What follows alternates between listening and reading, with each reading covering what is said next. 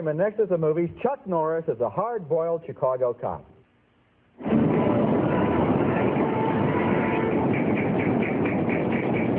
Code of Silence, and it stars Chuck Norris, the former kickboxing champion who started out in great zilch kung fu movies, developed a lot of fans, and has recently worked his way up to some pretty good films, including this one.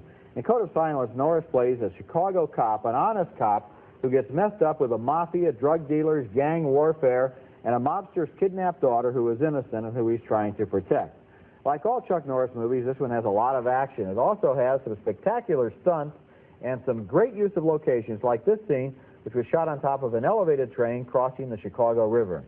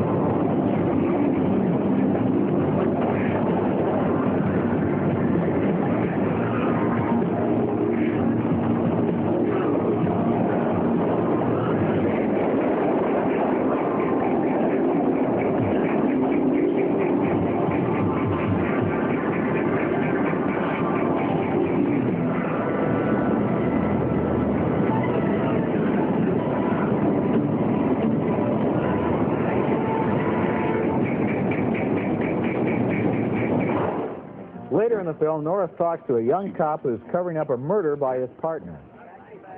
Wait, pal, give me another Southern Comfort, will you? Now, I really want to be a good cop. Sometimes I get so scared, you know? Only a fool doesn't get scared. So easy for you. Like I got all the answers, you know? But for me, I don't know.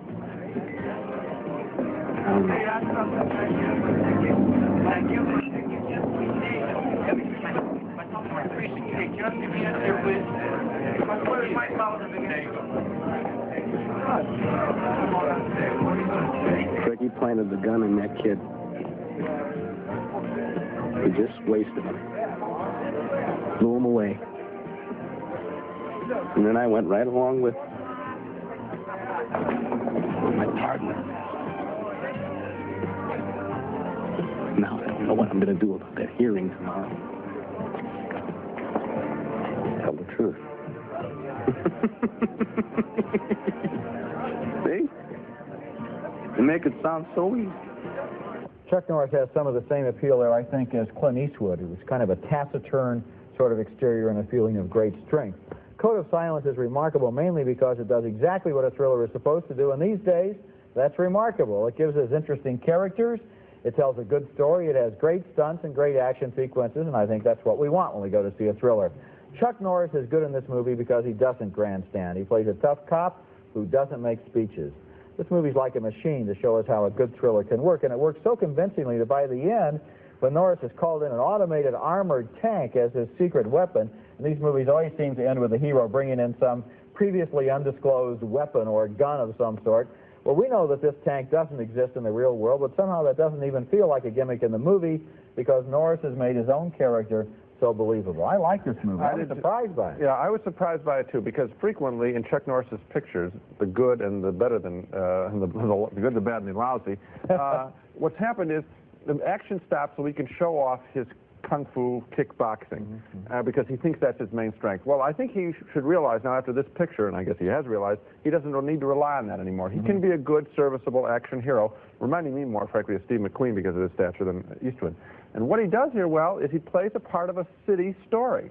He's one of the cops on the force, and it looks a little bit like The French Connection, which is the best at doing that, of feeling really gritty. And I thought that the film had a lot of reality to it, and that it didn't have to stop for that kickboxing, which always comes out of left field. I did too. The last thing I expected after having seen the last couple of Chuck Norris movies, which are Missing in Action 1 and 2 and so forth, where he does all of that karate stuff for 15 minutes on end. And forget the reality. Forget it. In this movie, the last thing I expected was a realistic, convincing compelling big city story. Part of the credit probably has to go to Andy Davis, the director, who has made here a good movie, done himself a service, and done Chuck Norris a service too, because I think this movie is Norris's launching pad into more mainstream types of roles. Yeah. And that's why I wished, actually, that they hadn't brought on the big machine gun at the end. Yeah. Because they didn't need it, because it would have been gritty. It would have ruined the French Connection. It cripples this film a little bit, too. 2 thumbs up, however, for Chuck Norris's top picture. In fact, Roger liked it even more than I did. And we can agree on his Code of Silence by Chuck Norris, and once again, I'll say how surprised I was by him. I was surprised, too. And also by the high level of the film making all the way through. There's a very good cameraman who worked on this film. His name is Frank Tidy, and he did The Duelists, and he also did one other film. If I could think of it, I would recommend it. I'm going to come up with it. He's very, very good. He made Chicago look good in this movie. I'll get you here next week. Okay. That's it.